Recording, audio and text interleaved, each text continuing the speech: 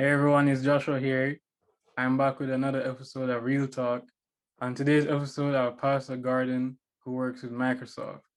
He's going to give us some advice, and I know you guys will enjoy it.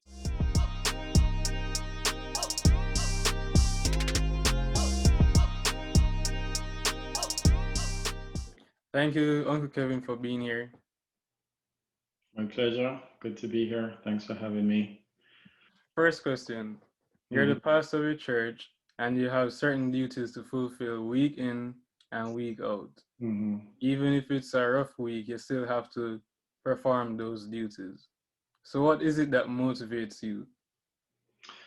Yeah, good question. I think there are three things that I think of, right, in terms of being a pastor and constantly turning up week in, week out and providing and giving to folks. I call them the three P's. So it's passion, it's purpose, and it's pleasure, right? So passion, one is really doing something that you have a verve, a vibe, a drive to do, right?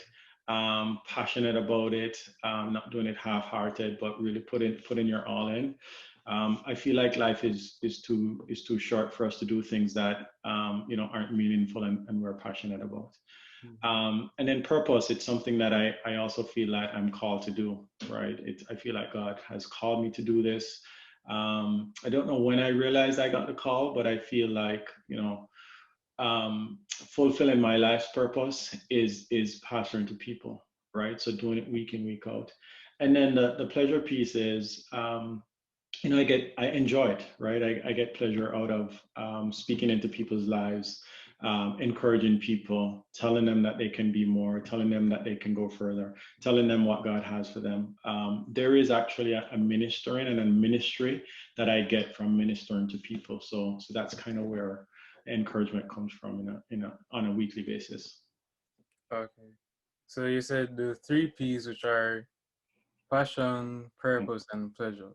Mhm. So people look to you for encouragement, especially during these times it can be hard. So how are Mhm. you still able to encourage persons? Yeah, one of the things that people don't realize about pastors is and leaders in general is that we're people too, right? We have the same kind of issues. We have the same frailties. We have problems. We have the same kind of problems that everybody has. So there are two things I'd say. One is that because we go through those things and we have to face them, and we lean on, we depend on, we go back to our source, right? As a pastor, obviously my source is the Lord. Um, and so I read the word, I pray, and I get encouragement from that. And in encouraging myself, and having, going through stuff, knowing who God is, I know He'll also take other people through. So the same kind of encouragement that I have for myself, I can then take that and encourage other people with it, right? And then the other piece is just knowing how good God is, right? Just knowing that God is a God who never fails. He doesn't lie. He doesn't lose battles. He's a God who always wins, right? And so even if I am going through something, I can lean on that and know that, okay, right now this is hard. It's hard for me. It's hard for us. We're all in this pandemic. When we're recording this, it's still high pandemic time. We're all in this boat together, but we still serve a God who is faithful. He's true. He's good, and He'll never fail us. So that's kind of where the encouragement comes from. Okay. So what are some things that help you to cope during this time? Yeah, some of the things that I talked about on a spiritual level, right? So we have the full man, right? First Thessalonians 5:23 tells us that we're a spirit, we're a soul, and we're a body. So I talked about the spiritual aspect, which is praying. That's something that we do, coming together and praying with others, reading the Bible, and really just meditating on believing in what God says about me. That helps me to be strong in a way that you feel it on the inside.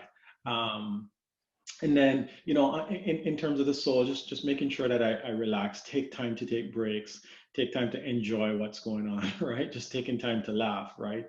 Having fun with the kids, going for walks, whatever it is, right? And different people, depending on who they are, there are different things that might drive you, or help you. But whatever that thing may be, that's what you should do on the soul's part. And then physical exercise, right? So I try to keep active as much as I can. It's very busy right now, but I like to run. So I go for runs. Yeah. Occasionally, I run in the winter, regardless. I go outside. That helps to clear my mind, and physically, it helps me as well. So you're a leader at church, you're working with Microsoft, and you also have a family. Yeah. So how are you able to balance the three? Because I know they can be demanding. Yeah, they are demanding, and it comes back to why am I doing so many things? And the key thing is, again, those three P's: passion, purpose, and pleasure. I do enjoy it. So I work in technology, as you rightly said. So I do enjoy technology. I tech out my home, right? I've got smart features, smart devices everywhere. I won't name any names.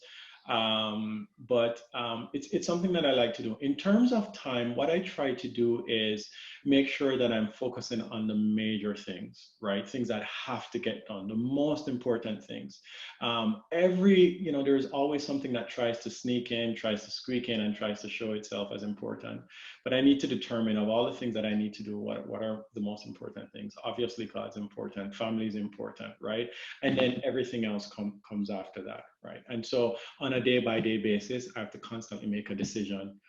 What are the things that I want to get done for the day, right? And at the end of the day, I can call myself a success. I'm happy with where I am. And that doesn't happen all the time, right? There are some days when you don't get through everything that you want to get through. But generally, that's the approach, right? What are the main things that I need to get done? What are the things that I need to focus on? What are the big things? What are the meaningful things, the impactful things that I have to do on a daily basis? Okay. So how are you able to maintain contact with persons who are stuck inside? Yeah, so we talked about it just now. So in terms of technology, right? So technology is awesome. It's amazing. It's wonderful. So things like the Zoom call that we're on right now, we use Teams, and it's great. It's actually great for the church. So for our church community, we've been using Teams, and we use Teams as opposed to other platforms because in terms of contact, right, and two-way communication. So I can talk, people can talk back, and we can have that kind of relationship. Um, so it's primarily through technology, other things like FaceTime or WhatsApp, those kinds of calls.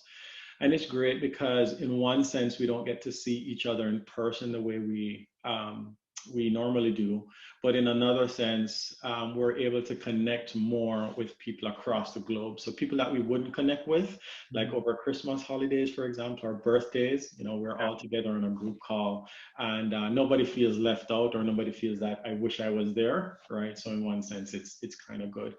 And then the same thing for members of the church, or of friends, etc. Giving phone calls, just stop in to say hi, just to chit chat Mhm. whenever we have time. Yeah, those platforms have really been useful right now because a lot of persons are stuck inside. They don't really have a choice. Right, right. Yeah, and it's amazing that these things are available right now. Like, can you imagine what would happen if we didn't have, if we didn't have like video calls, or Mhm. calls where we could have group calls together, and of course we do have things like text messages and WhatsApp messages, etc. as well. So yeah, technology has been great. So during this time, what gives you hope? Yes. Interesting question. So I don't want to come across as too spiritual, but the truth of the matter is the hope that I have is not based on anything that is temporal or anything that's in the natural. Because what you'll find is that, as you get older, and maybe most of your audience is young, as you tend to get older, you'll find that things that you have trust in, they fail, right? Not everything that you have trust in, even people will fail you from time to time, right? Um, But as Christians, we serve a God who is faithful. Great is thy faithfulness is the song of the ages, and it's really really true. So we can have an eternal hope. The Bible says, "Hope that make it not ashamed," is one of the scriptures. So we can trust in God. We can hope in Him because we know how much he loved us. He loves us, right? I mean, Joshua, if somebody hung on a tree for me and died, right, just for me, if he suffered, all throughout the night into the next day and died in the evening, if he got all of those things just for me, and I wasn't even alive yet and born yet, so I could have salvation, then that's somebody that I can hope in and I can trust in. And not just that, the fact that he rose up from the dead, right? He got up from the grave. Okay, like if he stayed dead, it would have been a different story. But because God raised him from the dead and he's now in glory at the right hand of the Father, that's something, and he loves me and he loves us, right? That's something I can have hope in. I can say yes, regardless of the situation with the pandemic or, whatever situations we may be facing. I know people are facing different situations. Young people may be facing situations at home or with your family. I know it's not easy, especially for young people who don't have the opportunity to see themselves, and mentally it can be hard. But the hope that I have is in the Lord, and I encourage everybody who's listening and hearing to trust in God. Mm-hmm.